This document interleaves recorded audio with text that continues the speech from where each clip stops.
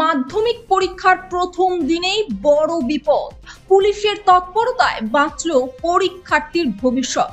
হুগলি জেলার তারকেশ্বরের এক প্রশংসনীয় ও মানবিক দৃষ্টান্ত স্থাপন করল পুলিশ প্রশাসন।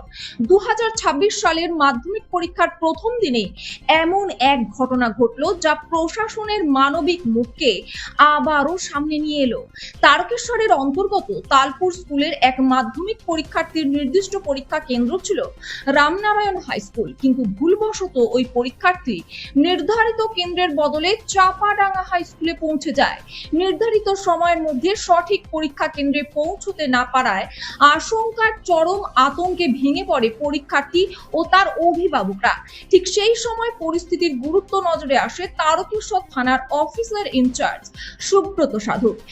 এই এক মুহূর্ত দেরি না করে তিনি পরীক্ষার্থী ও তার অভিভাবকদের সঙ্গে নিয়ে পুলিশ এক্সকর্টে দ্রুত পৌঁছে দেন পরীক্ষার্থীকে তার নির্দিষ্ট পরীক্ষা কেন্দ্রে।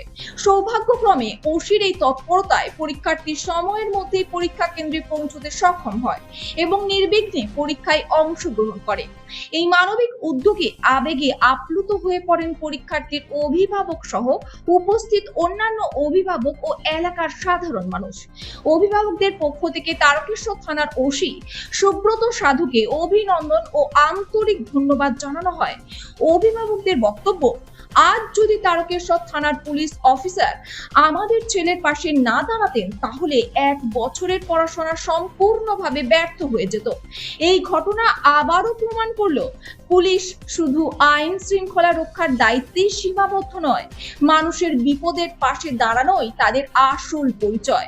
পরীক্ষার্থীদের ভবিষ্যৎ ও স্বপ্ন রক্ষায় পুলিশের এই মানবিক সহায়তা নিঃসন্দেহে এক নজিরবিহীন ও প্রশংসনীয় দৃষ্টান্ত। এই মানবিক মুহূর্তের ছবি ও প্রতিবেদন তুলে ধরা হলো ক্রাইম প্রেস বেঙ্গল নিউজের পর্দায়।